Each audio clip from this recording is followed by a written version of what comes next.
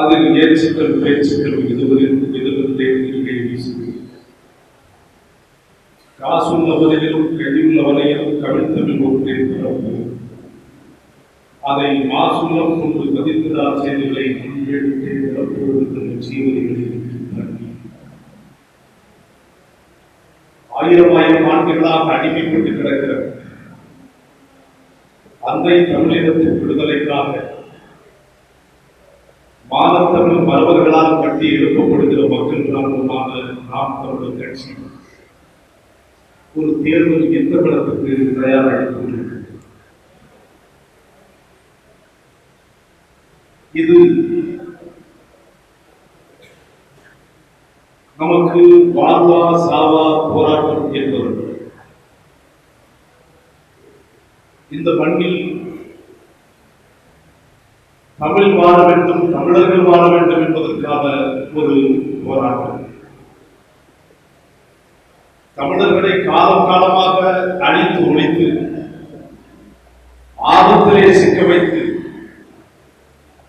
நமது மொழியை, கலாச்சாரத்தை, பண்பாட்டை, கலையை, இலக்கியத்தை, நாகரிகத்தை, தமிழரின் மண் வளத்தை, மலை வளத்தை, காடு வளத்தை, கனிம வளத்தை சீர்குலைத்து சின்னாபனப்படுத்தி அதிலே கோட்டை கட்டி குறுகிட்டிருக்கிற இந்த திராவிட கூட்டத்தை வேரோடும் வேரடி மண்ணோடும் வீழ்த்துவதற்கான தேர்தல் இந்த தேர்தல். அவர்கள் 50 ஆண்டுகள் இந்த மண்ணிலே கோலோச்சி குறுகிட்டிருக்கிற மிகப்பெரிய கட்சிகளாக இருக்கிறார். 5 முறை 10 முறை என்று ஆட்சி அதிகாரத்தில் இருப்பவர்களாக இருக்கிறார். ஆனால் அவர்கள் சத்தியமும் உண்மையும் நேர்மையும் ஒன்றவர்கள். நாம் சத்தியமும் உண்மையும் ஆனவர்கள்.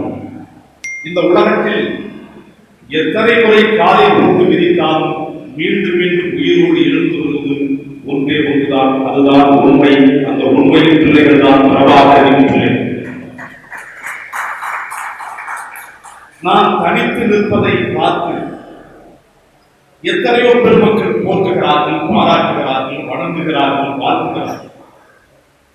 ஆனால் சிலர் நம்மை கேலி பேசுகிறார்கள், கிண்டல் பேசுகிறார்கள், நகைக்கிறார்கள், புறக்கணிக்கிறார்கள். நாங்கள் அவர்களுக்கு மதிப்போடு சொல்வதில்லை. ஒரு ஆண்மகன் என்பவர் ஒண்டிக்கு ஒண்டி நின்று களத்திலே போடுகிறவன் தான் ஒரு சரியான ஆண்மகன். அப்படித்தான் எங்கள் தலைவர் பிரபாகரன் அவர்கள் தமிழீழ மண்ணில் 20 நாடுகளின் படையை விடுதலை பெறுகின்ற ஒற்றை படையை எதிர்கொண்டு தமிழீழ மண்ணின் விடுதலைக்காக அங்கே நின்று போராடினார். ஒரு வீட்டுக்கு ஒருத்தர் வரலாம் சென்ற போது அந்த வீட்டிலே ஒரு ஆண்மகன் இருக்கிறான். அவன் மனைவியின் கழுத்தில் இருக்கிற சங்கிலே இருக்கு ஒரு திருடன் கூட வரணும். அப்படி வருகிற பொழுது அந்த வீட்டிலே இருக்கிற கணவன் ஆண்மகன் என்ன செய்ய வேண்டும் என்றால் அந்த வருகிறவனை அடித்து வீழ்த்த வேண்டும். தன்னந்தனியாக நின்று அவன் தான் ஆண்மகன். அதை விட்டு வீதியிலே வந்து நின்று உண்டு ஆம்பளையெல்லாம் ஓடிவாங்க என்றால் அவன் கோளை, அவன் கொட்டைத்தனமானவன். அப்படிப்பட்ட கொட்டை அரசியல் தான் இந்த திமுக, அதிமுக பல கட்சிகளை கூட்டணி சேர்த்துக் கொண்டு களத்தில் நின்று பல பேர் சொல்லுகிறார், நீங்கள் மீண்டும் தோல்வியை சந்திக்க போகிறீர்களா? ஏன் அவர்கள் 10 சீட்டு கொடுப்பார்கள், 20 சீட்டு கொடுப்பார்கள். அதை வாங்கி வைத்துக் கொண்டு அவர்களோடு கூட்டணி சேர்த்தால் ஒரு 10 பேர் போய் சட்டமன்றத்தில் சேரலாம். அப்படித்தான் பாருங்கள், விஜயகாந்த் ஒரு கட்சி ஆரம்பித்தார். 1% 10% ஓட்டுகளை பெற்றார். எதிர்கட்சி தலைவரானார். கருணாசன் கட்சி ஆரம்பித்தார். அவர் போனார், அவர் உள்ளே போய்விட்டார். இவர் கட்சி தொடங்கினார், இவர் உள்ளே போய்விட்டார், இவர் வெளியே போய்விட்டார் என்று நமக்கு பாடம் வளர்க்கிறார்கள். நாங்கள் அவர்களுக்கு மதிப்போடு சொல்வதெல்லாம் ஒரு கட்சி எப்பொழுது தன் கட்சிக்காரனுக்கு, தன் சொந்தக்காரனுக்கு, தன் சாதிக்காரனுக்கு வாக்கு போடுவதற்கு, குடிகட்டுவதற்கு, கோஷம் போடுவதற்கு பணம் கொடுக்கிறதோ அப்பொழுதே அந்த கட்சி உயிர் திறந்து சென்று போய்விட்டது என்பதை கட்டிய மனைவிக்கு காசு கொடுத்தால் தான் ஓட்டி என்ற நிலையில் திமுக அதிமுக வந்து இந்த அப்பா ஒரு 500 ரூபாய் வச்சுக்கணும்னா அந்த அவருடைய மனைவியே வேற ஆளுக்கு ஓட்ட போகுது. பெற்ற பிள்ளையிடம் காசு கொடுத்து அவரோட மகன் இந்தடா வச்சுக்க ஏதாவது செலவு செஞ்சீங்கன்னா அவன் வேற ஆளுக்கு கற்ற மனைவிக்கு ஓட்டு போட காசு, பெற்ற பிள்ளைகளுக்கு ஓட்டு போடப்படும். 50 ஆண்டு காலம் உடன் பயணித்து வருகிற கட்சி தொண்டனுக்கு ஓட்டு போட பணம், கொடி கட்ட பணம், கோஷம் போட பணம், துண்டறிக்கை கொடுப்பதற்கு பணம், சொந்த மதத்துக்காரனுக்கு வாக்கு போட பணம், கொடி கட்ட பணம், சுவரெட்டி ஒட்ட பணம் என்று எதற்கெடுத்தாலும் உயிர் இல்லாமல் பணம் கொடுத்தால்தான் வேலை நடக்கும், வெற்றி பெற முடியும் என்று நினைக்கும் ஒரு கட்சி இந்த மண்ணிலே வந்திருக்கிறது என்றால் அந்த கட்சி செத்து போய்விட்டது. என் அன்பு சொந்தங்களே, செத்து போய்விட்டது. செத்த பிணங்களை தூக்கி சுமப்பதற்கு நாங்கள் கழுதை புலிகள் அல்ல, பிறவாக விடுதலை புலிகள் என்பதை தூரத்திலே இருந்து எங்களை உற்று நோக்குகிற பெருமக்கள் புரிந்து கொள்ள வேண்டும். இது மொத்த நாடும் தமிழர்களின் நாடு, இது எங்கள் தாயகம். நாங்கள் உலகத்தில் யாருக்கும் இல்லாத மதிப்பையும் மாண்பையும் பெற்றவர்கள். 5000 ஆண்டுகளுக்கு முன்னாலே புறநானூற்று தமிழன் எங்களுக்கு பாடி வைத்திருக்கிறது. உண்டால் நம்மை உலகம் இந்திரர் அமிர்தம் ஏவதாகின தமிழன உண்டலும் இனரே முனிவிலர் துஞ்சலும் இலர் அயல்கள் பிறர் அஞ்சுவது அஞ்சி புகழியனின் உயிரையும் கொடுக்குவர் பலியனின் உலகினின் பெரினும் கொள்ளர் அன்னமாட்சி அணையராகி தனக்கண முயலால் வந்தால் பிறர்க்கண முயலுனர் உண்மையான என்று கடலுள் மாய்ந்த இடம் பெறுவழி நமது பாட்டம் 5000 ஆண்டுகளுக்கு முன்னாலே உனது எனது புகழை உலகத்துக்கு பறைசாற்றிய பரம்பரையில் வந்தவர்கள் நாங்கள். தமிழன் மாண்பு மிக்கவன். உலகத்தில் கிடைத்தற்கு அறியாத அரிதனும் அரிதான அமிர்தத்தை இந்த லோகத்தில் இருக்கிற அமிர்தை கொண்டு வந்து தமிழன் கையில் கொடுத்தாலும் அதை தான் வைத்து உண்ண மாட்டான். எல்லோருக்கும் கொடுத்துவிட்டு உண்ணக்கூடிய வாழ்ந்து கொண்டவன் தமிழன்.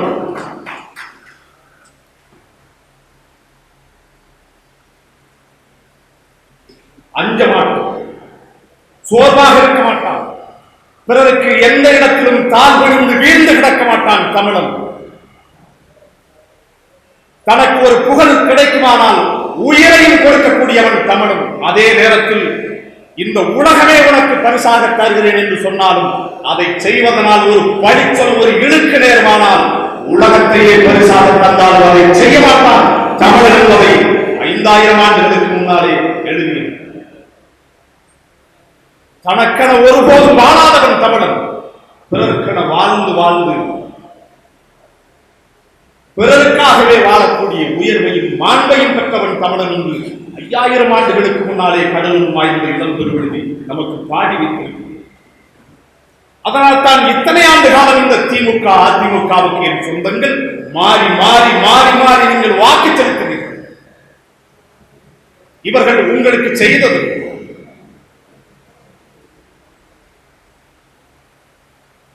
இவர்கள் உங்களுக்கு தந்த பரிசம் எங்களுக்கு பாடம் நடத்துகின்ற பேராசிரியர் பெருமக்களை, உலகம் முழுவதும் வாழ்ந்து கொண்டிருக்கிற என் மானத்தமிழ் சொந்தங்கள், நடைபெறப் போகிற சட்டப்பேரவை தேர்தலில் வெற்றி தோல்வை தீர்மானிக்க இடத்தில் இருக்கின்ற என் மான தமிழ் பெருங்குடி மக்களை நீங்கள் சொல்லுங்கள். 50 ஆண்டு காலம் திமுக அதிமுகவுடைய ஆட்சி, காங்கிரஸ் பாரதிய ஜனதாவுடைய ஆட்சி, அவருடைய சித்தாந்தம் என்ன, நோக்கம் என்ன, யாராவது ஒருவர் சொல்லிவிட்டு வாக்கு செலுத்தும். நாம் தமிழர் கட்சியினுடைய நோக்கம், சித்தாந்தம், இலக்கு ஒன்றுதான், எங்கள் இனத்தின் விடுதலை என்ற ஆரம்பிச்சிருந்த பெரும் கனவு எங்கள் தத்துவம். இந்த திராவிட முன்னேற்ற கழகத்துக்கு, அண்ணா திராவிட முன்னேற்ற கழகத்துக்கு, காங்கிரசுக்கு, பாரதிய ஜனதாவுக்கு நோக்கமும் சித்தாந்தமும் என்று அது ஒரு கம்பெனி, அது ஒரு பித்தலாட்ட கூட்டம். திராவிட முன்னேற்ற கழகம் எதற்காக தொடங்கப்பட்டது? அடைந்தால் திராவிட நாடு, இல்லை சுடுகாடு என்று உழைக்கிறது. திராவிட நாடு பெறுவதற்கு முன்னாலே அதை தொடங்கிய பெருமகன் அண்ணா அவர்கள் சுடுகாட்டுக்கு போயிருந்தார். பிறகு கடமை, கண்ணியம், கட்டுப்பாடு என்றார்கள். அதை இப்பொழுது காசு, பணம், துட்டு, படிமணி என்று மாற்றி வைத்திருக்கிறார்கள். திராவிட முன்னேற்ற கழகமும் நோக்கம், சத்தியம், சித்தாந்தம் செத்து படனாயிட்டார்கள்.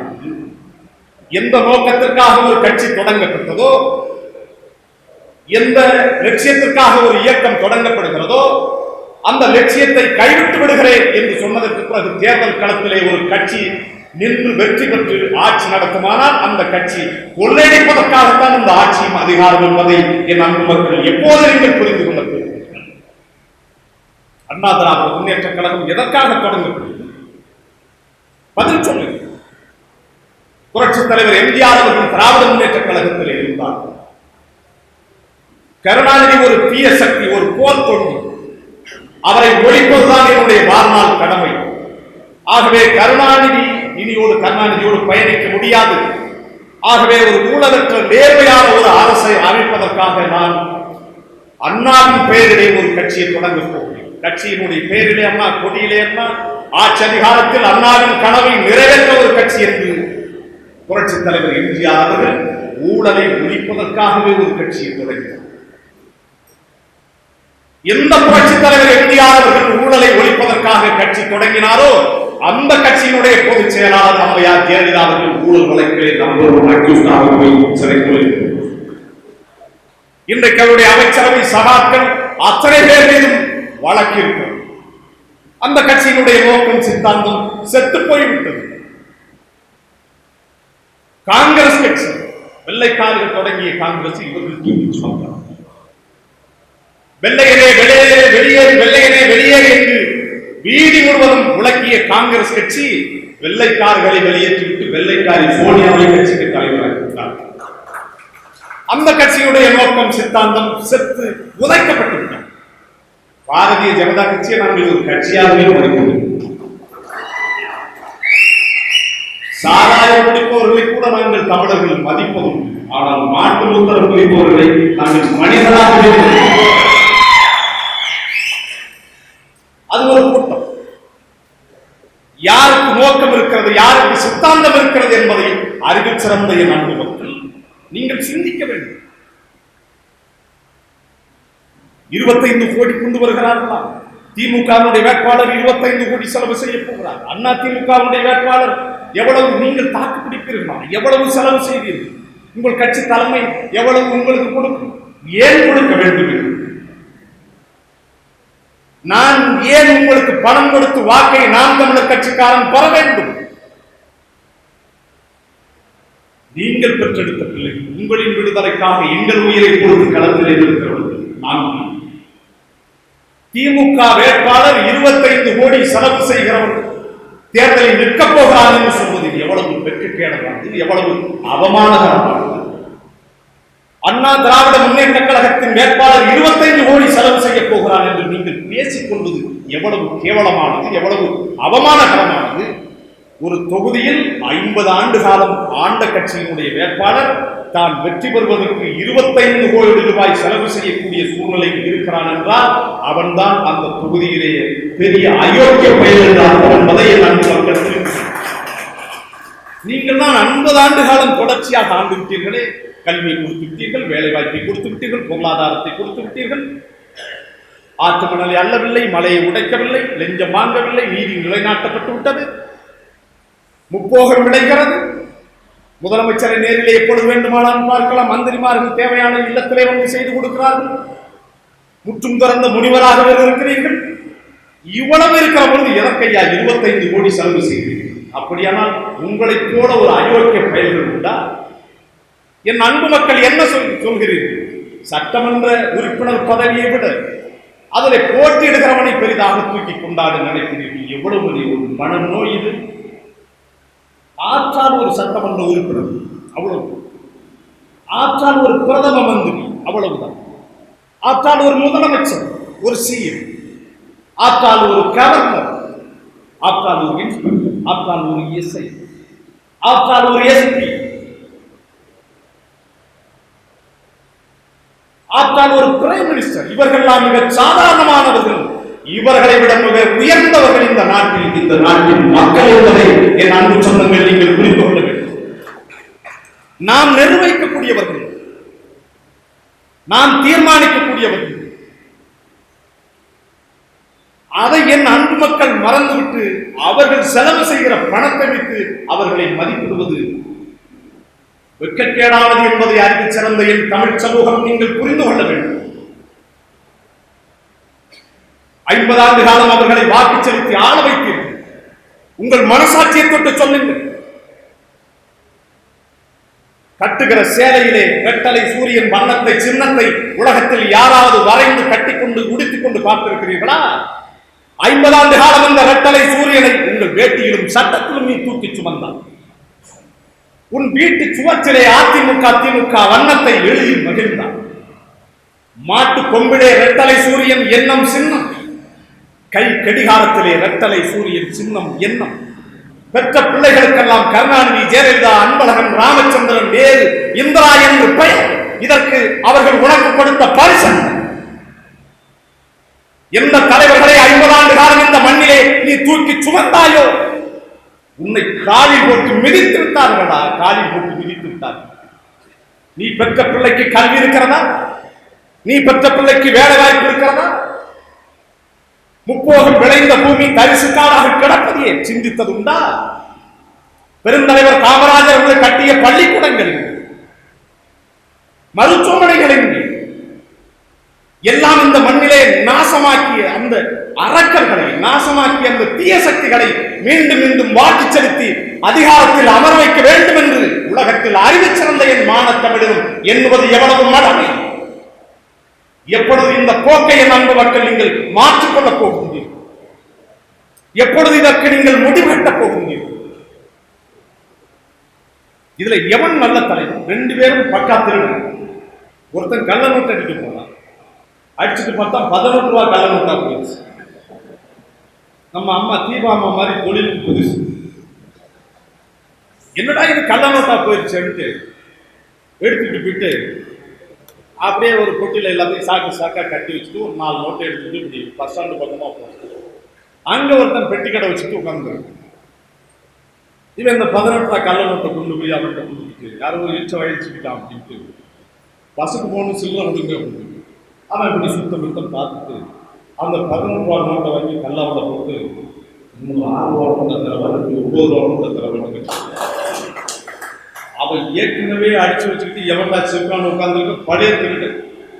அதை போல திமுக 18 ரூபா கொள்ள கோஷ்டி என்றால் அதிமுக அதற்கு சில்லறை கொள்ள கோஷ்டி என்பதை அறிவில் சிறந்த என் பெற்றோர்கள், தமிழ் சமூகத்தின் இளைய தலைமுறை புரட்சியாளர்கள் நீங்கள் புரிந்து கொள்ள வேண்டும். நீங்கள் உணர்ந்து கொள்ள வேண்டும். இவர்கள் நன்றி கட்டவர்கள் என்பதை என் அன்பு சொந்தங்கள் புரிந்து கொள்ள வேண்டும். அதனால் தான் நமது பாட்டன் வல்லவன் என் நன்றி கொண்டார்க்கும் உயிர்ந்தா உயிரில்லை செய் நன்றி கொன்ற மகற்கு என்று சொல், மறந்த மகற்கு என்று ஒரு வார்த்தை என்னை போட்டிருக்க. நன்றியை மறப்பது கொலைக்கு சமம் என்று நமது வேதம் நமக்கு கற்பிக்கின்றது. 5000 ஆண்டுகளுக்கு முன்னாலே நமது பாட்டம் கொரோனா நூற்றிலே நமக்கு பாடி வைத்திருக்கிறது.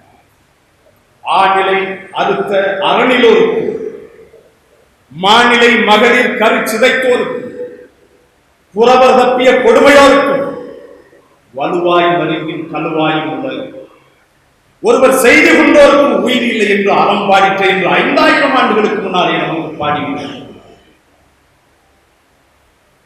பசிக்கு பாலூட்டுகின்ற பசுவினுடைய மார்பை அறுப்பவனுக்கு கூட இந்த உலகத்தில் மன்னிப்பு உண்டு.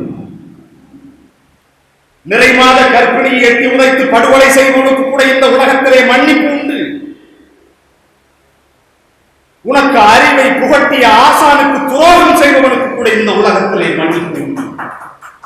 ஒருவன் செய்த உதவியை மறப்பவனுக்கு, நன்றியை கொள்பவனுக்கு இந்த உலகத்தில் மன்னிப்பே கிடையாது என்று தமிழன் பாடியிருக்கிறான் 5000 ஆண்டுகளுக்கு முன்னாலே. இவர்கள் நன்றி கட்டவர்கள், உன்னை நடுவீதியிலே கதற வைத்தவர்கள். நாடு முழுவதும் போராட்டத்தை நீட்டுக்காக எத்தனை பேர் செத்தானேன்? யாருடைய ஆட்சியிலே, யாருடைய அதிகாரத்திலே இந்த கொடுமை நடைபெற்றது? நீ ஓட்டு போட்ட ரெட்டலை சூரியனுடைய ஆட்சியிலே நடைபெற்றது. எப்பொழுது இந்த கொடுமையை நீ புரிந்து கொள்ள? உன்னுடைய விவசாயம் பறிபோய்விட்டது யாருடைய ஆட்சியிலே? இந்த திமுக அதிமுகவுடைய ஆட்சியில். எப்பொழுது புரிந்து கொள்ள? உனது கல்வி காசுக்கு விற்கப்பட்டு விட்டதா? என்ன செய்வாய் நீ? சாதனை சாதனை என்று மாதத்திக் கொள்ளுகிற இந்த திராவிட முன்னேற்ற கழகம், அண்ணா திராவிட முன்னேற்ற கழகத்தில் இருக்கிற பெருமக்களிடத்திலே கேள்விகள். பெருந்தலைவர் காமராஜர் அவர்கள் 14,000 பள்ளிக்கூடங்களை கட்டினார். இன்றைக்கும் அப்படியே இருக்கிறது. உருப்படையாமல் உயர்ந்து நிற்கிறது, அது சாதனை. 16,000க்கும் மேற்பட்ட பள்ளிக்கூடங்களை கட்டினார், இன்றும் அப்படியே இருக்கிறது, அது சாதனை. 14 அணைகளை கட்டினார், அது அப்படியே இருக்கிறது, அது சாதனை. மணலிலே, எண்ணூரிலே, சேலத்திலே உருக்கு ஆலைகளை கொண்டு வந்தார், இரும்பு ஆலைகளை கொண்டு வந்தார், தமிழ் மக்களுக்கு வேலை வாய்ப்பை ஏற்படுத்தி கொடுத்தார், இன்னமும் அப்படியே இருக்கிறது, அது சாதனை. 50 ஆண்டுகளுக்கு முன்னாலே கட்டிய ஏரிகளும் பள்ளிகளும் தொழிற்சாலைகளும் அப்படியே இருக்கிறது. நேற்று கருணாநிதி கொடுத்த சாதனை என்று சொல்லிக் கொடுத்த கிரேண்டும் மிக்சியும் டிவியும் எங்கேடா இருக்கிறது? இதற்கு யாரிடத்திலே பதில் இருக்கிறது? எல்லாம் குப்பை தொட்டியிலே கிடக்கிறது. சனிக்கிழமை ஓடாத கிரேட் வாங்கணும், ஓட்டாத ஆட்ட முடியாத மிக்சி வாங்கணும் என்று பழைய இரும்பு சாமான் இயம்பித்தாலே வாங்குறவன் வருகிறானே, அவன் வீட்டு கூடத்திலே கிடக்கிறது கருணாநிதியும் ஜெயலலிதாவும் கொடுத்த சாதனை திட்டங்கள். எது சாதனை? ஒரு சாதனை உண்டா? ஒரு சாதனை. வெறும் கொள்ளையடிப்பதற்கும் கொலை செய்வதற்கும் இயற்கை வளங்களை சுரண்டுவதற்கும் நன்றாக கட்டமைக்கப்பட்ட ஒரு சிறந்த கம்பெனியா திமுகவும் அதிமுக. ஏன் இதை நீங்கள் புரிந்து கொள்ள மறுக்கிறீர்கள்? ஏன் இதை என் அன்பு மக்கள் உணர மறுக்கிறீர்கள்? அமெரிக்கா இருக்கிறது, சிங்கப்பூர் இருக்கிறது, பிரிட்டன் இருக்கிறது, தாய்லாந்து இருக்கிறது, கனடா இருக்கிறது, உலகத்தில் பல்வேறு தேசங்கள் இருக்கின்றன. அந்த தேசங்கள் எல்லாம் கல்வி இலவசமாக கொடுக்கிறது, கல்வியில் 100 விழுக்காடு தன்னிறைவு தேசம். ஆனால் இந்தியாவில் 60% மக்கள் எழுத படிக்க தெரியாத மக்கள். கல்வி சதவீதத்தில் எழுத படிக்க தெரிந்தவர்கள் 100 விழுக்காடு. தேர்ச்சி பெற்ற தேசமே கல்வியை காசுக்கு விற்க தயங்குகிற பொழுது இந்த தேசத்தின் குடிமக்களா உனக்கு வாக்கு செலுத்தி வரி செலுத்தி இந்த நாட்டில் உன்னை பின்பற்றி வருகிற ஏழை எளிய பாட்டாளி மக்கள் வாழ்கிற ஒரு தேசம் இந்த நாடு. இந்த தேசத்தின் குடிமக்கள் 60% பேர் எழுத தெரியாமல் இருக்கிற போது கல்வியை காசுக்கு விற்பது எவ்வளவு அயோக்கியத்தனம்! இந்த கொடுமையை உலகத்தில் ஏதாவது ஒரு தலைவன் செய்வானா? அப்படி செய்தால் அவன் தலைவனா? அவனை விட அயோக்கியம் யாரு? இதற்கு யாரிடத்திலே பதில் இருக்கும்? ஒரு ஏழை கொத்தனார் சித்தால் வேலை பார்க்கிறோம், ஒரு ஓட்டுநர் வேலை பார்க்கிறோம், ஒரு மேஸ்திரி வேலை பார்க்கிறோம், தினமும் 1000 ரூபாய்க்கு மீளெடுத்து பிழைக்கிறோம். எங்கடா போய் பள்ளிக்கூடத்திலே படிக்க வைப்பார்? எங்கே படிக்க வைப்பார்? 3 பிள்ளைகள் அவனுக்கு, எல்கேஜி, யூகேஜி, 1வது 2வது, ஒருக்கு 6,000, 10,000, 8,000 என்றால் ஒரு நாளைக்கு 500, 450, 700, 800 சம்பளம் வாங்கி வயதான அப்பா அம்மா கட்டிக் கொடுக்கிற வயதில் இருக்கிற தங்கை இத்தனை பேருக்கு உதவி ஒத்தாசை செய்துவிட்டு அதற்கு பிறகு வருகிற நோய் எல்லாவற்றையும் தாண்டி அந்த பிள்ளைகளை 1வது 2வதில் இருந்து உயர்நிலை பள்ளி வரை காசை கொட்டி படிக்க வைத்தால் இந்த தேசத்தில் இருக்கிற குடிமகன் எப்படியா தன்மானத்தோடு வாழ முடியும்? கடன்பட்டால் நெஞ்சம் போல கலங்கி தவித்தான் இறங்கி வெந்தன் என்றானே எங்கள் பாட்டன். அதே போல கல்வியை கற்பதற்கு கடன் வாங்கி கடைசி வரை செத்து போவாண்டா இந்த நாட்டின் மக்கள். ஏனடா இதை உணர்ந்து கொள்ள மறுக்கிறேன்? அவர்களுக்கு நீ வாக்கு செலுத்த வரிசையில் இருப்பதும், அவர்களுக்கு புலவை ஓடுவதும், கும்பி அடிப்பதும், ஆரத்து குடம் எடுப்பதும் எவ்வளவு கேவலம்! எவ்வளவு கேவலம்! சொல்லுங்கள். ஒரு நாடு இன்றைக்கு உலகத்தில் எவ்வளவோ பெரிய நவீன வசதிகள் இருக்கு. கொரோனா வந்தது நீங்கள் பார்க்க, எத்தனை பேர் பசியால் செத்தார், எத்தனை பேர் மருத்துவம் இல்லாமல் செத்தார். ஒரு ஊசி போட மருந்து இருக்கிறதா? டெங்கு காய்ச்சலில் வருஷத்துக்கு 3,000 to 30,000 பேர் வரை சாகும். ஒரு ஊசி, ஒரு கொசு கடித்தால் அவனை காப்பாற்ற துப்பு இருக்கிறதா இந்த திமுக அதிமுக? நீங்கள் பார்த்தீர்கள் பத்திரிகையில், திருநெல்வேலி மாவட்டத்தில் இருக்கிற ஒரு தனியார் மருத்துவமனையில் ஒரு சின்ன குழந்தை பெட்டில்லாமல் வரிசையிலே வறண்டாவிலே படுத்து கடந்து மருத்துவமனையிலே குடியிருந்த எலி அவர் காலை கடித்து சாப்பிட்டு விட்டது பத்திரிகையிலே வந்த செய்தி. அதற்கு பிறகு எப்படியா அந்த வேட்டி இந்த திமுக அதிமுக என்று கட்டிக் கொண்டு திரும்பீர்கள்? எப்படி தெரியல? இதை கேட்டால் உங்களுக்கு ரோசம் ஒத்துக்கொண்டு வருகிறது. ஒரு நாட்டின் குடிமக்களுக்கு இலவசமாக மருத்துவம் கூட வழங்க துப்பில்லாத ஒரு தேசம், அதுல இருக்கிற ஆட்சியாளர்கள். அந்த பக்கம் பார்த்தா ஸ்டாலின் அவர் தான் உலகத்தில் பெரிய தலைவர், சப்பாட்டாண்டி துணை முதலமைச்சர். அவருடைய மகன் பாபர், அக்பர், ஹிமாயூன், ஜஹாங்கீர் என்று இவர்கள் முகலாய சாம்ராஜ்யத்தின் மன்னர்கள், வெக்கங்கட்டவர்கள். அதற்கு ஒரு கூட்டம். இதுல எங்க ஊர் தஞ்சாவூர்ல இருக்கிற ஐயா பழனி மாணிக்கத்தை போன்றவர்கள் எல்லாம் அவர் முன்னாலே போய் உதயநிதிக்காக கால்களுக்கு காத்து நிற்பதெல்லாம் எவ்வளவு வெக்கக்கேடு, எவ்வளவு தன்மான இழப்பு, எவ்வளவு தரக்குறைவு. இதே நிலை எனக்கு ஏற்பட்டால் எங்க ஊர்ல 70 ரூபாய் தான் பால் வாங்கி நான் வாங்கி கொடுத்து சத்தே போவேன். கருணாநிதிக்கு காவடி தூக்கினீர்கள், அதுல ஒரு மதிப்பு உண்டு. இந்த ஊர்ல இருக்கிற அன்பழகன், அவர் வயது என்ன? உதயநிதி வயது. ஐயா பழனி மாணிக்கம் வயது என்ன? நாங்கெல்லாம் பிறக்காதற்கு முன்பே பாராளுமன்றத்திலே ஐயா பழனி மாணிக்கம் குஷ்பு திமுகவில் இருக்கிற பொழுது அவருக்காக போய் காத்து கிடந்தார். இப்பொழுது உதயநிதி வருகிறார் என்று 100 வண்டிகளை எடுத்துக் கொண்டிருக்கிறது. யாருக்காக இந்த நாடு? எதற்காக? கேவலம் அந்த வெள்ளை நோட்டு, அந்த பணம் பணம் பணம் பணம் என்ற பைத்தியத்தில் தன்னை மறந்து நிற்கிற ஒரு கூட்டமாக தமிழினம் மாறி போய்விட்டதற்கு இதை விட ஒரு சான்று இருக்க முடியாது. எல்லாவற்றையும் முடித்து விட்டார்கள் இந்த நாட்டில். எல்லாம் போச்சு. யாரிடத்தில் பதில் இருக்கிறது? யாரிடத்தில் இருக்கிறது? நேரிலை மகளிர் உணங்குணா கவரும்,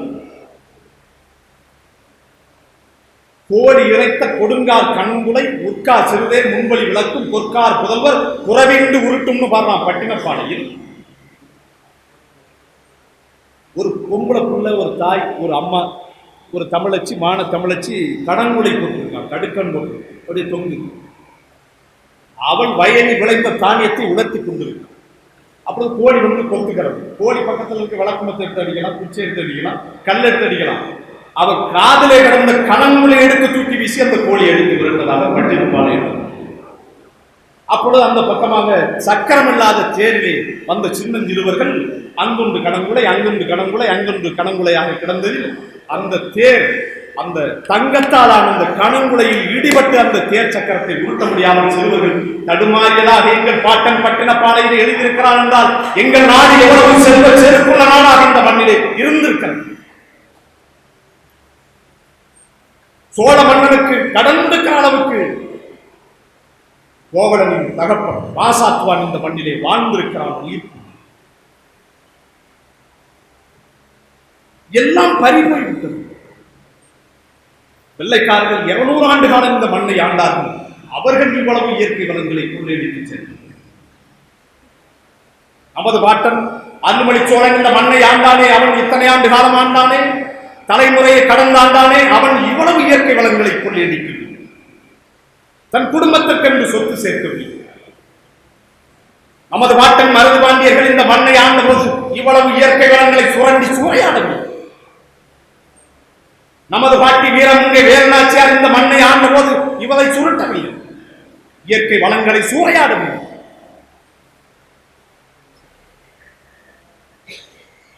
நமது பாட்டன் தீரன் சின்னமலை இந்த மண்ணை ஆண்ட பொழுது இவ்வளவு இயற்கை வளங்களை சூறையாடவில்லை. நமது பாட்டன் பெருங்குடகை இந்த மண்ணை ஆண்ட பொழுது இவ்வளவு இயற்கை வளங்களை சூறையாடவில்லை. ஆனால் ஜனநாயகம் என்ற பெயரில் இந்த திமுக அதிமுக கட்சி இந்த நாட்டில் இருக்கிற மொத்த இயற்கை வளங்களையும் சுருட்டி சூறையாடிவிட்டது என்பதை அறிவு சிறந்த என் அன்பு மக்கள், என் பெற்றோர்கள், பள்ளி கல்லூரியில் படித்துக் கொண்டிருக்கிற இளைய தலைமுறை புரட்சியாளர்கள் நீங்கள் எப்போது உணரப்போகிறீர்கள்?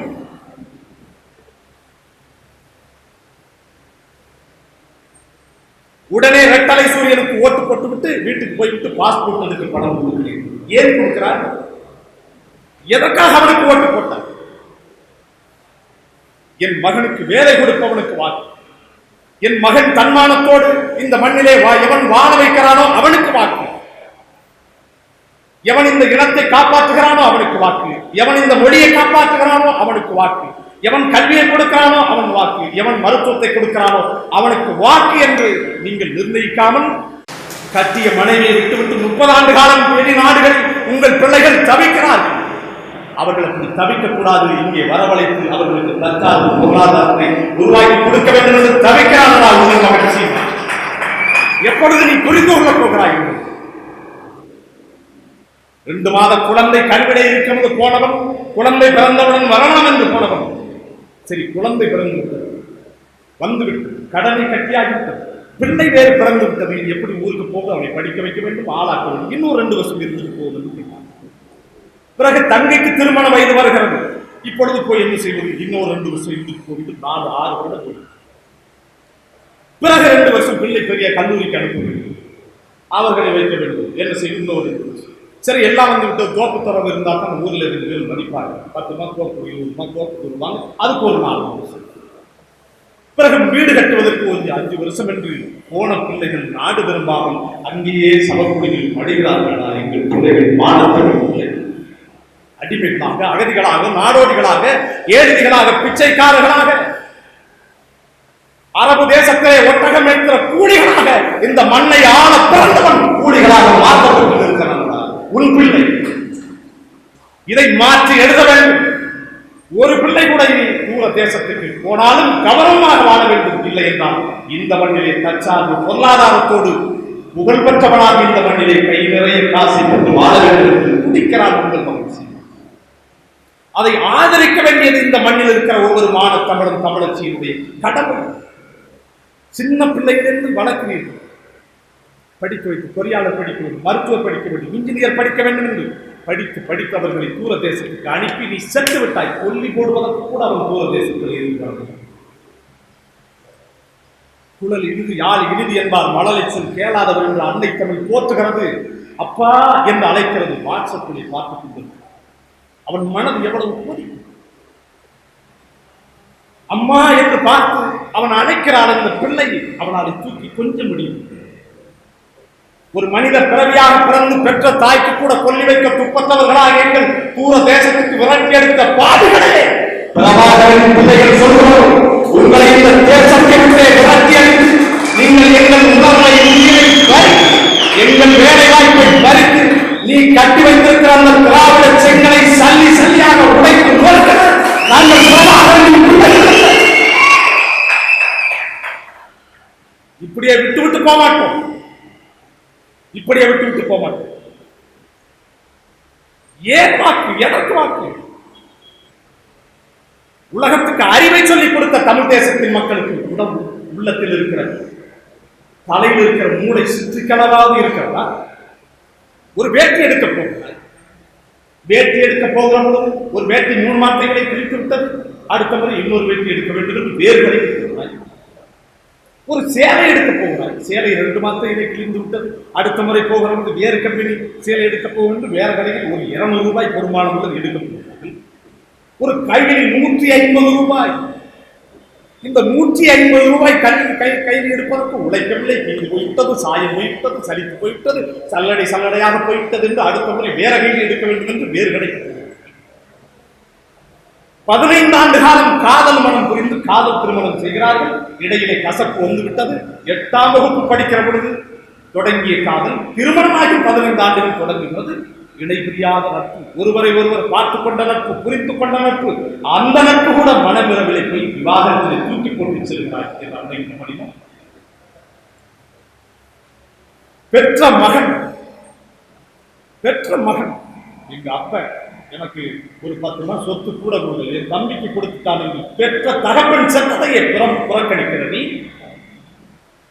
உடன் பிறந்த அக்கா தங்கை என்னை மதிக்கவில்லை என்று அவர் இன்ப துன்பத்தில் பங்கெடுக்க மாட்டேன் என்று புறக்கணிக்கிற ரோசத்தோடு இருக்கிறது என் மான தமிழினம். என் உடன் பிறந்தார்கள். பொங்கலுக்கு மண் கலையம் வாங்க போனால் 15 ரூபாய் 25 ரூபாய் ஒரு மண் கடையில் போட்டால் கீழே உடைந்துவிடும். ஒன்றுக்கும் ஆகாது.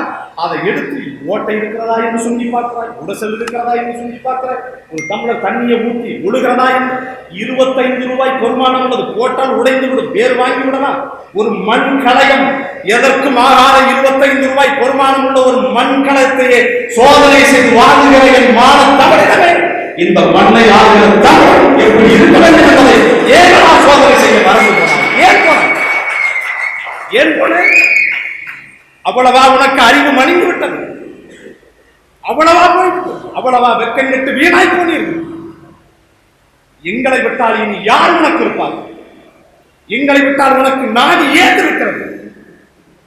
நீ சொல், எந்த இடத்திலே எங்களை நீ புறக்கணிப்பாய்? ஞாயிற்றுக்கிழமை திமுக, அண்ணா திமுக வெள்ளை வேட்டி வெள்ளை சட்டை, அதான் அவர்களுடைய பிராண்டு. வெள்ளை வேட்டி வெள்ளை சட்டை வெளுத்து கொடுக்கிற நம்முடைய அண்ணன்மார்கள் கடையெல்லாம் தேர்தல் நேரத்திலே ஒரு மாதம் சாத்தி வைத்து விடுங்கள் என்று சொன்னால் திமுக, அண்ணா திமுக அடையாளமே இல்லாமல் அதை எடுத்து கட்டிக் கொள்வார்கள்.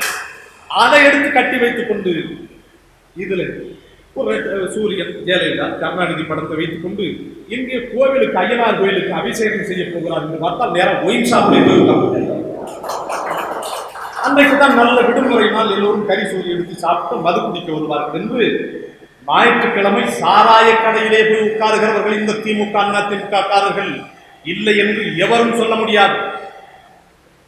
ஆனால் இங்கே ஒரு கட்சி இருக்கிறது, நாம் தமிழர் கட்சி, சீமானின் கட்சி, அவன் பிள்ளைகளின் கட்சி, பிரபாகரனின் கட்சி, மான தமிழர்களாலே கட்டி எழுப்பப்படுகிற மக்கள் ராணுவம் என்று அதற்கு பெயர். 2000 ஆண்டுகளுக்கு முன்னாலே எங்கள் பாட்டன் கரிகால் பெருவளச்சோழன் ஏந்தி புலிக்குடி அவர்கள் ஏந்தி பிடித்திருக்கிறார். 1000 ஆண்டுகளுக்கு முன்னாலே சோழ மண்ணிலே பறந்த புலிக்குடி அவர்கள் ஏந்தி பிடித்திருக்கிறார்கள். தமிழர்களுக்கு உயிராக, உணர்வாக, அறிவாக, ஆற்றலாக, அன்னையாக, தந்தையாக இருக்கிற தலைவர் பிரபாகரன் ஏந்திய கொடி அவர்கள் பிடித்திருக்கிறார்கள். அவர்கள்தான் நாம் தமிழர் கட்சிக்காரர்கள், உங்கள் பிள்ளைகள். அவர்களுக்கும் ஞாயிற்றுக்கிழமை வருகிறது, அவர்களும் பெண் சட்டை கொடுக்கிறார்கள். பிரபாகரனின் படத்தை, சீமானின் படத்தை தன் சட்டை பையிலே வைக்கிறார்கள், உள்ளத்திலே ஏந்துகிறார்கள், இல்லத்திலே வைக்கிறார்கள். காலையில் இருந்து ஞாயிற்றுக்கிழமை வந்தால் திமுக, அண்ணா திமுக காரர்கள் உயிர் சாப்பிலே நல்லா கட்ட போறார்.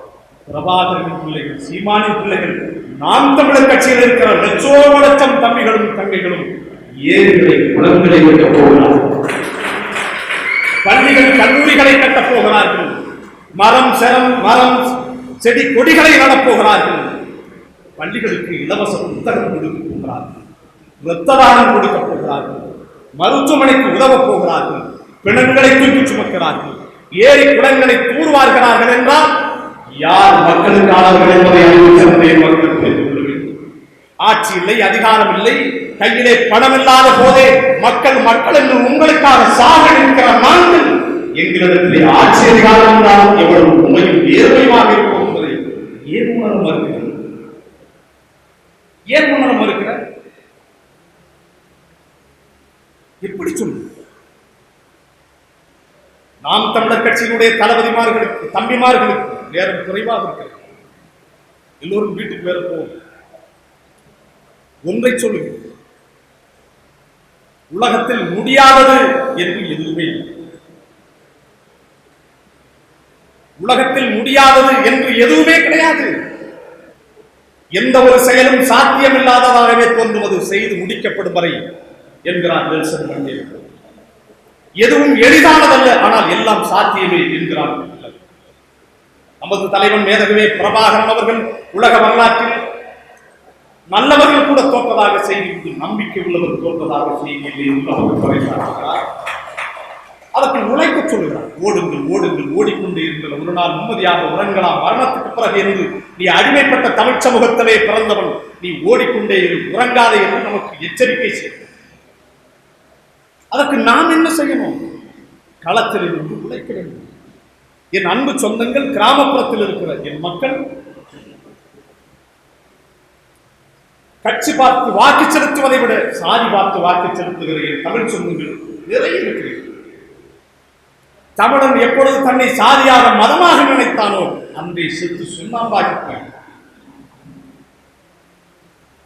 இருச்சவாயம் கொண்டாட்டி ஊருக்கெல்லாம் பப்பாட்டி என்று ஒரு பழமொழி சொல்வார்கள். அதை போல ஆகி போனவன், கண்டவன், போனவன், நின்றவன், உட்கார்ந்தவன், நடந்தவன் தான் நம்மை ஆண்டு கொண்டிருக்கிறான். இதை எப்பொழுது என் மான தமிழினம் உணர்ந்து கொள்ளப் போகிறது, புரிந்து கொள்ளப் போகிறது, விளங்கிக் கொள்ளப் போகிறது? எண்ணி பாருங்கள். எப்பொழுது இந்த நிலையிலே இருந்து என் இனம் மீண்டும் ஆளப்போகிறது, வாழப்போகிறது என்பதை என் அன்பு மக்கள் எப்பொழுது உணர்ந்து கொள்ளப் போகிறது? தமிழன் எந்த இடத்திலே சாதியாக நின்றார், நாம் ஆர்க்கும் குடியெல்லோம் நமனை அஞ்சோம் என்றுதான் தமிழன் கூறினார். ஒன்றே குலம், ஒருவனே தேவன் என்றுதான் நாம் போற்றினோம். சமய சுத்த சன்மார்க்கம் என்றுதான் 20ஆம் நூற்றாண்டின் இறை ஞானியாக இருக்கிற நம்முடைய பாட்டன் வள்ளலார் நமக்கு பறைசாற்றினார். நமது பாட்டன் கனகசுப்பு ரத்னம் என் சாதிக்கு இவர் சாதி உயர்வென்று சண்டையிட்டு பஞ்சாகி போனாரடி சகியே என்று பாடினார். நமது பாட்டன் கண்ணதாசன் அவர்கள் வானம் மாறவில்லை, மலையும் மாறவில்லை, நீரும் மாறவில்லை, நிலமும் மாறவில்லை, மனிதன் மாறிவிட்டான், மதத்தில் ஏறிவிட்டான் என்று சொல்றார். எங்கள் ஊரில் பட்டுக்கோட்டையில் பிறந்த எங்கள் பாட்டன் கல்யாண சுந்தரம் அவர்கள் யாரு மேல கீறினாலும் மொத்தம் ஒன்றுதான், ஆக மொத்தம் எல்லோருமே 10 மாதம் தான் என்று முத்தாக 2 வரையிலே உணர்த்திவிட்டு போய்விட்டார். உச்சியில ஊறி வரும் அருவி எல்லாம் ஒன்று கலந்திருக்கு, ஒற்றுமை இல்லா மனிதகுலம் உயர்வு தாழ்வு வளர்த்திருக்கு, ஓங்கி வளர்ந்திருக்கு மூங்கி மரம் ஒண்ணு பிடிச்சிருக்கு, ஒழுங்காக குறுத்து விட்டு கிளைகளையா வெடிச்சிருக்கு, ஒட்டாம ஒதுங்கிருந்தா உயர முடியுமா, எதிரில் ஒற்றுமை கடைந்திருந்தா நிமிர முடியுமா என்று ஒற்றுமையின் அவசியத்தை தமிழர்களுக்கு பாடிவிட்டார். அப்படி அறிவு சிறந்த சமூகமாக இருக்கிற நம் சமூகம் சாதி பார்த்து வாக்கு. இங்க இருக்கிற எல்லா தமிழ் மக்களுக்கும் பின்னாலே ஒரு சாதி கூட்டம் இருக்கிறது. நீ பார், திராவிடம் ஒரு சாதியை நிப்பாட்டு. அந்த பகுதியில் நாம் தமிழர் கட்சியில் இருக்கிற பிள்ளையும் அவன் தமிழன் தான். நீ உண்மையிலேயே சாதிக்கு வாக்கு போட வேண்டும் என்று நினைக்கிற தமிழன் நாம் தமிழர் கட்சியில் இருக்கிற அவனுக்கு போட்டு போட்டு அவன் தான் உண்மையிலேயே மருந்து வாழ்க்கையில் இருக்கிறான். அவன் தான் வேலுநாச்சியாரின் ரத்தம், அவன் தான் அழகுமுத்துக்கோனின் ரத்தம், அவன் தான் இந்த மண்ணையும் மக்களையும் பாதுகாப்பதற்கு, இந்த மண்ணையும் மக்களையும் வாழ வைப்பதற்கு உண்மையும் நேர்மையுமாக களத்தில் இருக்கிறவன். இதை விட்டால் உங்களுக்கு வேறு நாட்டில் சரி. 50 ஆண்டு காலம் ஆயிற்று. முத்தமிழ் அறிஞர் என்று ஒருவர் இருந்தார். தமிழர்களே என்னை கடலிலே தூக்கி போட்டாலும் கட்டுமரமாக மிதப்பேன் என்றார். அந்த கட்டுமரம் கரை ஒதுக்கி போய் தமிழை வைத்து ஆண்டார்கள், தமிழை வைத்து வாழ்ந்தார்கள். எங்கேடா தமிழ்? எங்கே தமிழ்? புகைவண்டி நிலையம் முழுவதும் இந்தியில் எழுதி சொன்னார். ஆலயங்களில் ஓத முடியல, பள்ளியில இல்லை, கல்லூரிகள் இல்லை. உன் அன்னை தமிழ் மொழியை அழிப்பதற்கு இந்திக்காரன் வந்து நிற்கிறான். என் உறவுகள், என் பெரும் சொந்தங்கள், அவர்களுக்கு பட்டுக்கம்பளம் விட்டு ஒரு அரசு வரவேற்கிறது, இந்திக்காரர்களோடு கூட்டணி வைக்கிறது, அவர்களை அனுமதிக்கிறது, அவர்களுக்கு ரேஷன் பொருள் கொடுக்கிறது. உன் தாய்மொழியை அழிக்க வந்திருக்கிறான், நம்மை கலப்பினமாக மாற்ற வந்திருக்கிறான். இங்கே இருப்பான், இங்கே பெண் எடுப்பான், இங்கே கொடுப்பான், அவனும் ஹிந்தி பேசுவான், அவனும் சமஸ்கிருதம் பேசுவான். மானத்தமிழன் செத்து போகுமடா இந்த மண்ணில் மானத்தமிழன். இதை ஏன் நீ புரிந்து கொள்ள மறுக்கிறாய்? இன்னும் ஒரு புதுவாழ்வு தமிழுக்கு இல்லை. இன்றோடு தமிழ் அழியும். மண்ணு புகழ் தமிழ் குலமும் மாய்ந்து போகும், மாநிலமும் தமிழனும் பேரழிக்கும். தென்னவனின் கலை கல்வி சிதைந்து போகும், தென்பாண்டி நாகரிகம் அழிந்து போகும், அந்நியரின் மொழி இங்கு ஆட்சி செய்யும், அடிக்கு வந்த வரலாறு முடிந்து போகும். செங்குருதி சாக்கடையாய் மாறும்போது, சிறு புலி வெள்ளாடாக மாறும்போது, பொங்கு கடல் புனலாகி தனிந்த பின்பு, தூக்காடு முக்காடாய் ஆன பின்பு, தங்கமும் பித்தளையாய் கருக்கும் போது தமிழ் மட்டும் தமிழாக இருப்பதே. தொங்கு மொழி நாடெங்கும் பரமும் வேளை, தூங்குகிற தமிழ் மகனே தூங்கு தூங்கு. பாண்டியரின் வலினியா, இமய கோட்டில் பறந்திருந்தது உன்கொடியா, இலங்கை நாட்டை ஆண்டவர் உன்னவரா, உட்பகத்தில் சாவகத்தில் கொடி போட்டான் பிள்ளையான், கடல்கள் மூன்றை தாண்டியவர் உன்னவரா, ஆண்ட வரலாற்றுக்கும் முன்னனுக்கும் மயிரளவும் தொடர்பில்லை. ஏன் நீ வார்த்தை? தன் வீட்டில் பிறர் பேச்சை கேட்கும் போது தமிழ் ரத்தம் துள்ளியலும். தமிழனே, நீ உன் வீட்டை விற்ற பின்னும் ஓங்கார கூச்சலிலே என்ன நாமோ? உன் வீட்டில் குரங்கு மொழி, பிறந்த காலம் தெரியாத தமிழ் மொழியோ கொள்ளை வேட்டு. தூங்குகிற தமிழ் மகனே தூங்கு தூங்கு, நன்றாய் தூங்கு, கழுத்திருந்து சாகு வரை நீ திறக்க வேண்டும். தமிழனுக்கு சூடு இல்லை, சொரணை இல்லை, தன் முன்னோர் வகுத்தவனை நினைவும் இல்லை. அமிழ்தன்பான் தன்மொழி. அடுத்த நிமிடம் கமழ்ந்ததுமே சமஸ்கிருதம், அதையும் கற்றால் தமிழ் வாழ்வு இணைத்திடும் என்றான். இந்தி கற்றால் தனித்தமிழே மேம்படும் என்றான். சொல்லிவிட்டு தன்னையும் தமிழனுக்கே பிறந்தவன் என்புரைத்தான். சுற்றங்கால் தலைகுனிய இதைவிட வேறு என்ன வார்த்தை? மாண்டகுடி கொடுத்த கடன் கொஞ்சம், பாடி வழங்கியது கொஞ்சம், பராக்கிரதம் என்னும் ஆண்டி மொழி போட்ட கடனுக்கு கொஞ்சம், கூட்டி ஆக்கியதான் இந்தி மொழி ஆட்சி செய்யும். வேண்டுவர் கடன் தந்து சொற்கள் வந்து வீணை நிகர் ஞார் தந்து தெலுங்கை கன்னடத்தை மலையாளத்தை ஆக்கியது தமிழ். அங்கு சாக்காடியது வல்லினமும் மெல்லினமும் அழிந்து போகும், வயிற்று வழி வார்த்தை இடம் இறந்து போகும், நல்லினத்தில் தெளிந்த இனம் அழிந்து போகும், நாகரிகம் மற்ற இனம் ஆட்டம் போடும், சொல்லுங்கால் எரிகிறதா வயிறும் உன்னை சுமந்தவளும் தமிழ் பெண்ணா, கூர்ந்த வாழால் சல்லி சல்லியாய் சிதைக்க வேண்டும் இவனை, தனிமரத்தை ஈர்ந்தவளா தமிழ் மங்கை.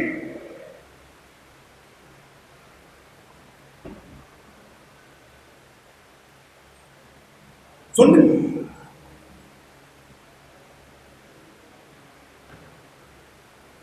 நடுவர் அரசின் பதவிக்கே இந்தி வேண்டும் நாட்டோரே கற்க என சென்னை ஆளும் கெடுவல் அரசின் அமைச்சர் ஒரு கருத்துகிறார்.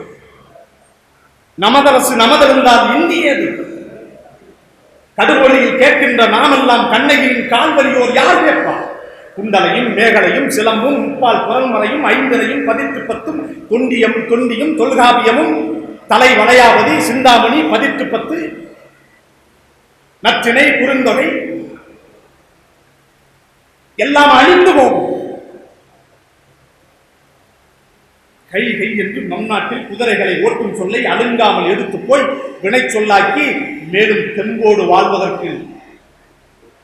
வாழ்வதற்கு வார்த்தைகளை தேடியலை தெருப்பொருக்கி மது குடித்தார் கூட இந்தி வேண்டும் என்று கூற மாட்டார். மாநிலத்தை ஆளுகின்றார் கூறுகின்றார். கதியற்ற தமிழ் மகனே உன்னை நம்பு, காலத்தை மீறியிருக்கும் தமிழ் மொழியை நம்பு. சதிகார இந்தியனை ஒழிக்கு மட்டும் தமிழ் வாழ்வு சிறக்காதே என்று கவியரசு கண்ணதாசன். இந்த மண்ணில் தமிழ் வாழ வேண்டும், தமிழன் ஆள வேண்டும் என்றால் அதற்கு இருக்கிற ஒரே வாய்ப்பு நாம் தமிழர் கட்சி ஆளுவது. அது தமிழ் தாயின் தலைமகனாக தமிழ் வடிவமாக தத்துவமாக இருக்கிற எங்களது சிந்தவரும் சீமானவர்கள் இந்த மண்ணை ஆளும். நிச்சயமாக இந்த மண்ணில் ஆட்சி அதிகாரம் நாங்கள் கைப்பற்றும். அதற்கு என் அன்பு சொந்தங்கள் புத்திசாலிகளாக இருப்பதை விட யுத்திசாலிகளாக அதற்கு பெருத்தல்வாக செல்வதை விட திட்டமிட்டு செல்ல வேண்டும். ஓடுங்கள், எல்லோரையும் சந்தியுங்கள், ஓட்டி சொல்லி திருவிழை நின்று பேசி எல்லோரையும் சந்திங்கள். நாளையே செல்லுங்கள். ஒரு வாரத்துக்குள் இருக்கிற 80 ஊராட்சி 100 ஊராட்சிகளில் இருக்கிற மக்களை பொதுக்கூட்டத்தின் வாயிலாக சந்தியுங்கள். அதை கடந்து கட்சியில் இருப்பார்கள், அமைப்பில் இருப்பார்கள், ரசிகர் மன்றம் வைத்திருப்பார்கள். அவர்கள் ஒரு பட்டியலை தயார் செய்யும்.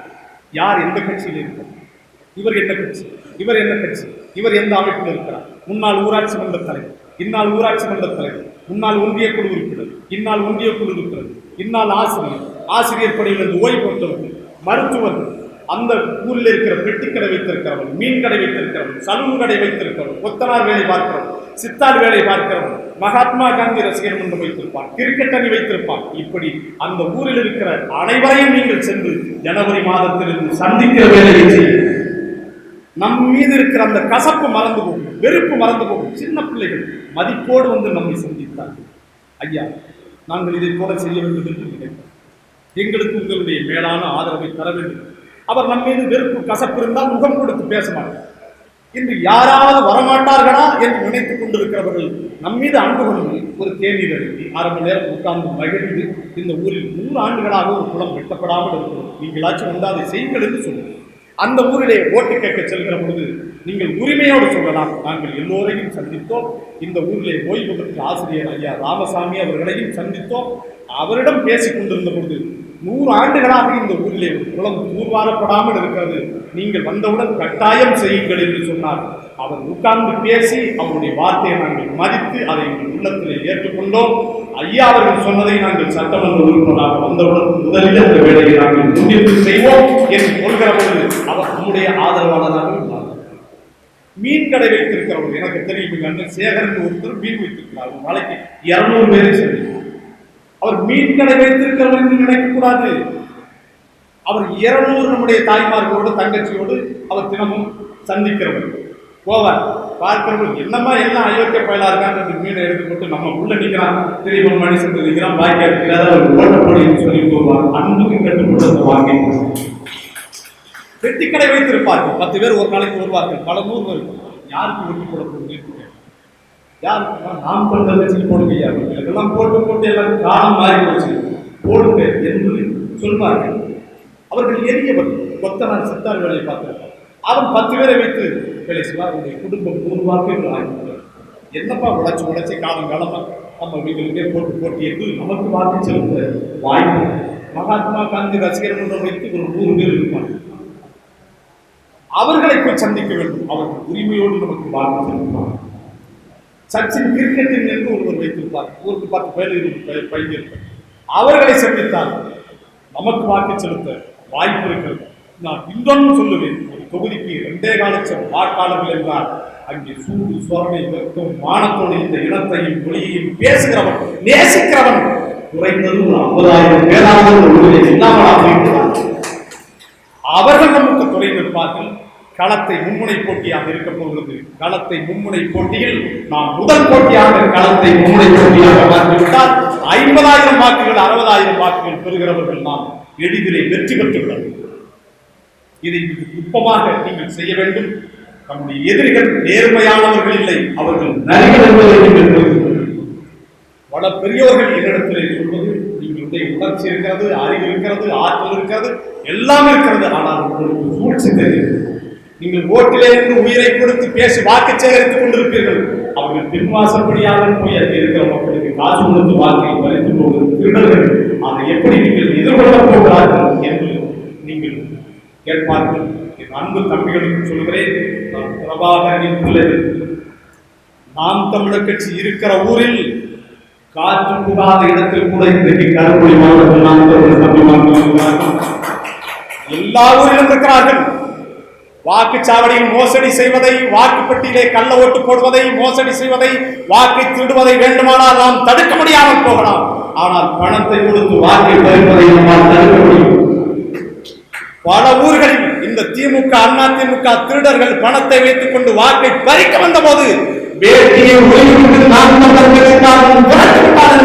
வரலாற்று செய்தி இந்த தேர்தலில் ஒவ்வொருவரையும் பயன்படும். நல்ல ஆண்மகன் என்றால் தனித்து எங்களோடு களத்தில் இருக்கும். வெக்கம், மானம், சூடு, சுரணை இதில் ஏதாவது ஒன்றிருந்தால் எங்களோடு இருக்கும். இதை விட மோசமாக யாரும் பேச முடியாது. அதை அறிவு சிறந்த என் அன்பு மக்கள், எங்கள் பெற்றோர்கள், நீங்கள் புரிந்து கொள்ள வேண்டும். இன்னும் நிறைய களம் இருக்கிறது. நான் தலைப்பிலேயே பேசல, பதிவாகி கொண்டிருக்கிறதுனால இதை உலகம் முழுக்க இருக்கக்கூடிய தமிழ் சொந்தங்கள் கேட்க வேண்டும், இதை புரிந்து கொள்ள வேண்டும் என்பதற்காக பேசுவோம். இன்னும் பல வகுப்புகளிலே நாம் பேசுவோம். நிச்சயமாக இந்த மண்ணிலே நம்முடைய வெற்றி முரசை கொண்டுவோம். நம்முடைய புலிப்பொடி பறக்கும். நம்முடைய இலட்சியம், நம்முடைய இலட்சியம் திருச்செந்தூரில் கடலூருக்கு செந்தில்நாதன் அரசாங்கம், செந்தமிழ் நாட்டில் உங்களுக்கு சீமானின் அரசாங்கம் விரைவிலே நடக்கும். இதனுடைய கனவு. நன்றி, வணக்கம். நன்றி.